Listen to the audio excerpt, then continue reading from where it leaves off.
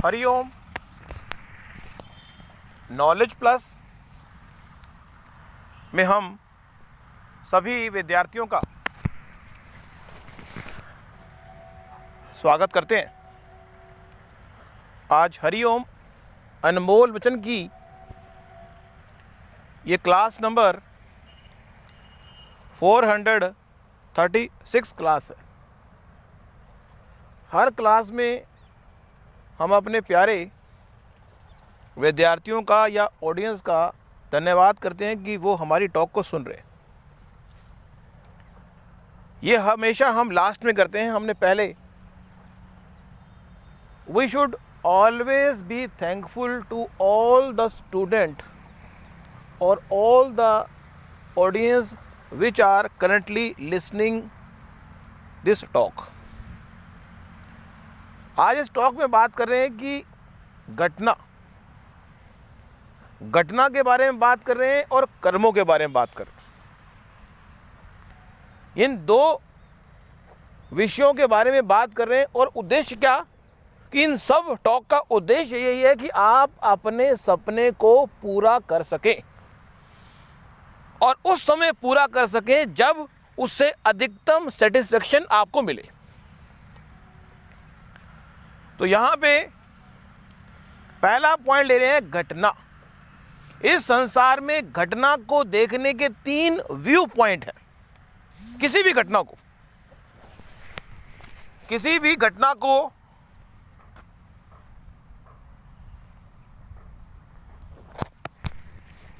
देखने के 3 view point है। ए व्यू पॉइंट नंबर 1 का है जो एक संत महात्मा के द्वारा ही विजुअलाइज होता है। बी व्यू जो है वो एक सांसारिक व्यू है और जो सी व्यू है वो एक ऐसा नेगेटिव व्यू है। हम इस चीज को सतोगुणी, रजोगुणी और तमोगुणी से भी जोड़ सकते हैं, लेकिन यहां पे हम बताने का प्रयास कर रहे हैं कि इस संसार में कोई भी घटना अगर घटित हो रही है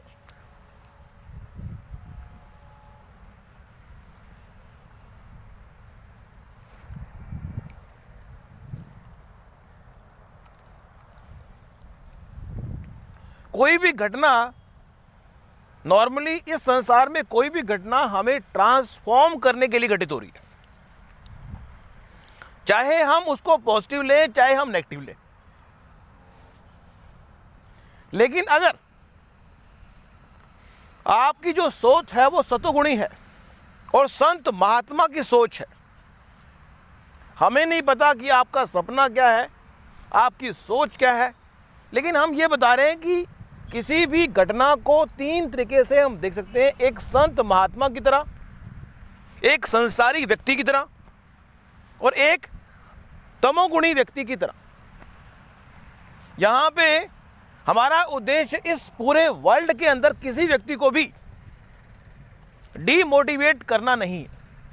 हमारी हरिओम नॉलेज प्लस या हरिओम नॉलेज प्लस के माध्यम से जो भी टॉक हम सब पे कृपा के रूप में बरस रही है, उसका उद्देश्य हम सबको मोटिवेट करना है।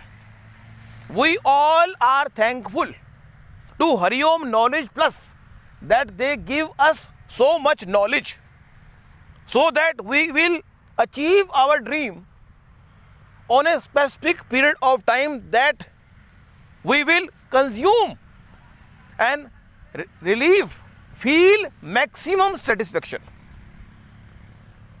तो यहाँ पे घटना को पहला जो व्यू है ए नंबर का वो है कि हम घटना को पॉजिटिव लें।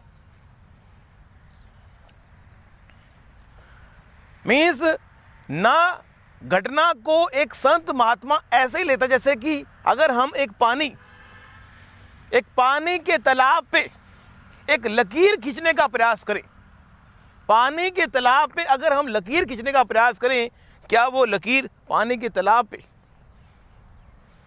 1 सेकंड के लिए भी रहेगी? जिस तरह से पानी पर अगर लकीर खींची जाए तो 1 सेकंड के लिए भी वो नहीं रहेगी। सेम संत महात्मा किसी भी घटना का आउटपुट चाहे कुछ भी हो, वो उस घटना को न्यूट्रल इफेक्ट से देखता है कि अगर एक संत, अब यहाँ पे हमारी बात का नेगेटिव मतलब ना निकालें, घटना संत महात्मा के पक्ष में है तो भी संत महात्मा ठीक है, संत महात्मा के विपक्ष में है तो भी वो ठीक है, तो उसका जो व्यवहार जो है तटस्थ है। लेकिन ऐसी अवस्था एक संत महात्मा की हो सकती है, लेकिन आम व्यक्ति की ऐसी धारणा नहीं होती। लेकिन फिर भी it is too difficult, it is too difficult और it is too difficult to follow what we are saying. घटना को पॉजिटिव वे में लेना आसान है, घटना को नेगेटिव में लेना मुश्किल है। मतलब कहने का यह है कि घटना को तटस्थ भाव से एक संत महात्मा लेता है, लेकिन एक व्यक्ति जो रजोगुणी है वो घटना को पॉजिटिव भी ले सकता है और घटना को नेगेटिव भी ले सकता है। मीन्स अगर घटना अच्छी है तो वो उसको पॉजिटिव ले लेगा, घटना बुरी है तो उसको नेगेटिव ले लेगा। एक संसारिक दृष्टिकोण से बात करते हैं तो घटना को एक संसारिक व्यक्ति अगर घटना अच्छी है तो उसको पॉजिटिव लेगा, घटना नेगेटिव है तो उसको पॉजिटिव नेगेटिव लेगा। लेकिन अगर तमोगुणी व्यक्ति है, नेगेटिव व्यक्ति है, तो चाहे घटना कितनी ही पॉजिटिव क्यों ना हो वो घटना को नेगेटिव लेगा। उसके माइंड सेट में घटना को नेगेटिव लेने का ही मन है।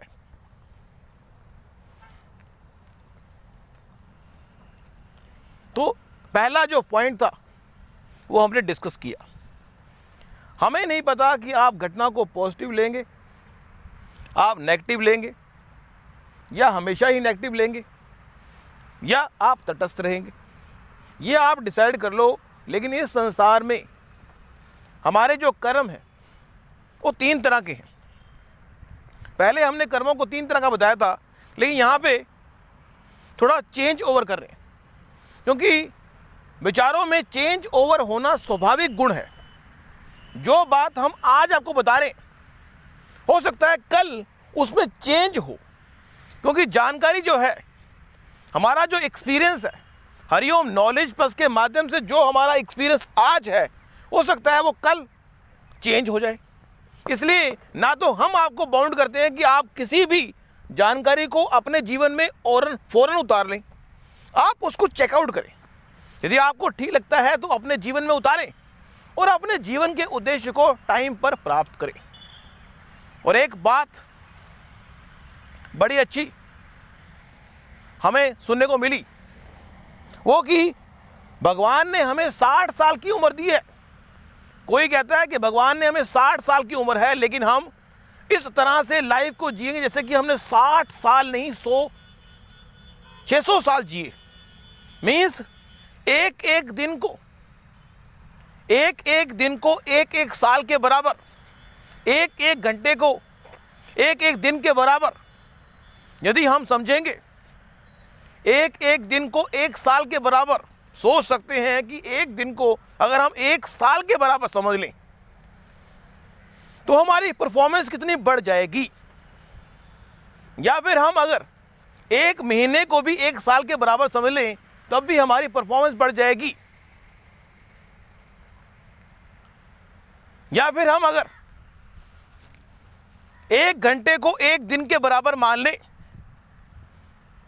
एक घंटे को एक दिन के बराबर मान लें तो 24 दिन की एक्टिविटी आप एक दिन में ही परफॉर्म कर लेंगे। मीन्स जितना सूक्ष्म रूप से टाइम को पकड़ोगे और सूक्ष्म रूप से पकड़ने के साथ साथ अपने सपने के हिसाब से उस टाइम में अपने एफर्ट को, अपनी एनर्जी को लगाओगे, उतना अपने सपने के पास पहुंच जाओगे। एक डायलॉग हमारे मन में आ गया, जिस तरह से पानी पर लकीर खींचना संभव नहीं होता, जिस तरह पानी पर लकीर खींचना संभव नहीं होता, मेरे साथ रहोगे तो कोई तकलीफ तुम्हें नहीं होगी। हमने एक डायलॉग बना दिया।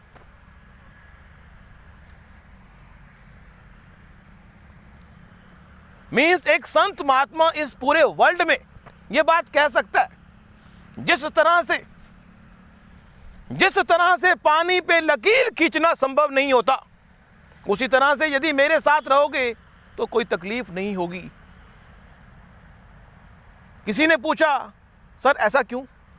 ऐसा इसलिए कि हमने संत को डिफाइन किया था। संत कहता है जो आपका है वो आपका और जो मेरा है वो आपका। तकलीफ तो तब होती है जब मेरा मेरे की बात आती है। संत कहता है जो मेरा है वो सब आपका, जो मेरा है वो सब आपका और जो आपका है वो आपका ही है। लड़ाई तकलीफ कब होती है, कन्फ्लिक्ट कब आता है? जब हम ये कहते हैं कि ये मेरा ये तेरा, ये मेरा और तेरा। जब मेरा तेरा की फॉर्मूला हट जाएगा तो आप संत महात्मा बन जाएंगे। दोबारा से पॉइंट पे आते हैं। कर्मों के बारे में बता रहे थे कि जो कर्म है, कहते हैं कि इस संसार में संसारिक व्यक्ति कर्म करता है, जो संत महात्मा होते हैं वो अकर्म करते हैं, और जो नेगेटिव होते हैं विकर्म करते हैं। मीन्स अकर्म का मतलब है कि कर्म के फल को, हमने पहले भी अपनी टॉक में बताया कि अगर एक संत महात्मा के कर्मों की बात की जाए, वो कहता है कि मैं जो भी कर्म करूंगा इसका फल मैं भगवान को अर्पित करता हूं। मेरे कर्मों का फल, एक संत महात्मा कहता है कि मेरे कर्मों का फल भगवान को अर्पित, मेरे कर्मों का फल इन लोगों को अर्पित, मेरे कर्मों का फल मुझे नहीं चाहिए। मैं कोई भी कर्म कर रहा हूं तो इन लोगों के लिए, समाज के लिए कर रहा हूं, मेरे कर्मों का फल उनको मिलना चाहिए। और एक संत महात्मा कभी भी यह बात नहीं कहता कि मैं आपको कुछ सिखा दूंगा। वो ये कह सकता है कि मेरे द्वारा आपको कुछ भगवान सिखा देगा।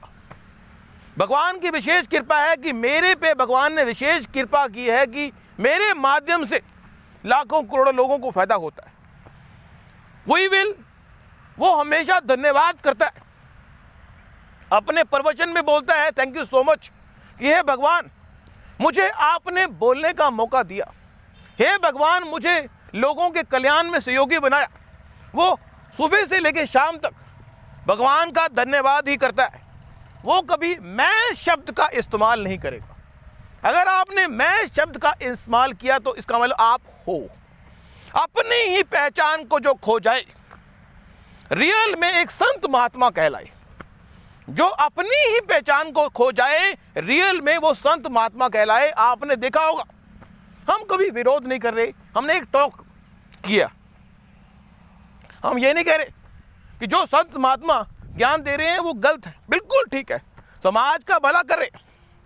लेकिन एक रियल सूक्ष्म रूप से अगर चेकआउट किया जाए तो एक संत महात्मा जब एक स्टेज पे अपनी कथा सुनाता है और वो अपनी ही फोटो को बैकग्राउंड में लगाता है, तो निश्चित रूप से वो अपनी पहचान को भी खोजने का प्रयास कर रहा है। लेकिन एक संत महात्मा स्टेज पे खड़ा हुआ है, बैठा हुआ है, और वो ज्ञान की बातें कर रहा है, लेकिन उसके बैकग्राउंड में भगवान की फोटो लगी हुई है। तो एक पॉइंट आ गया कि अपनी पहचान को वो खोज नहीं रहा, वो अपनी फोटो को लोगों को नहीं दिखा रहा। लेकिन इस चीज को हमें सूक्ष्म रूप से चेकआउट करना पड़ता है और बड़ा मुश्किल काम होता है कि जो अहंकार है, अपनी ही पहचान को हर व्यक्ति खोजने का प्रयास करता है कि लोग कहें कि उन्होंने ये कहा था, उन्होंने ये कहा था। लेकिन एक संत महात्मा कहता है कि भगवान मेरे मुंह से जो बुलवा रहा है वो बोल रहा हूं। टॉपिक को चेंज ना करें तो अकर्म, अपने कर्मों के फल को यदि हम त्याग दें तो हम संत महात्मा कहलाएंगे। यदि हम अपने कर्मों को त्याग नहीं रहे और किसी कामना की पूर्ति के लिए कर्म कर रहे हैं, चाहे पॉजिटिव वे में चाहे नेगेटिव वे में, तो इसका मतलब हम रजोगुणी हैं और संसारिक हैं। और कोई गलत नहीं है, संसारिक होना गलत नहीं है। संत महात्मा बनने का थॉट आपका नहीं है तो संसारिक बन जाओ, कामना की पूर्ति के लिए भागो दौड़ो, कोई प्रॉब्लम नहीं है। हम ये नहीं कह रहे कि आप संत महात्मा बन जाओ, हम ये नहीं कह रहे कि आप संसारिक बन जाओ, हम ये नहीं कह रहे कि आप तमोगुणी बन जाओ। अब ये तो आपका डिसीजन है कि आप क्या बनना चाहते हो, ये टोटली आप पे डिपेंड करता है। हमने तो अपनी टॉक बता दी। तीसरा पॉइंट है वो तमोगुणी का। मीन्स व्यक्ति एक ऐसी कामना के लिए कर्म करता है ताकि दूसरे का नुकसान हो, जिसे हम विकर्म कहते हैं। ये पॉइंट आ गया। अब एक पॉइंट और है जो हम डिस्कस करने का प्रयास कर रहे हैं, लेकिन टॉक लंबी ना हो इसलिए उसके बारे में हम अगली टॉक में बात करेंगे। बड़ी विस्फोटक बात होगी वो भी, कि जो हम इस जन्म में हम आए हैं तो कौन से कर्मों को लेके आए हैं, क्या हमारे अधिकार क्षेत्र में कुछ है भी कि नहीं, इन पे बात करेंगे। Thank you so much for listening and always supporting Hariom knowledge plus.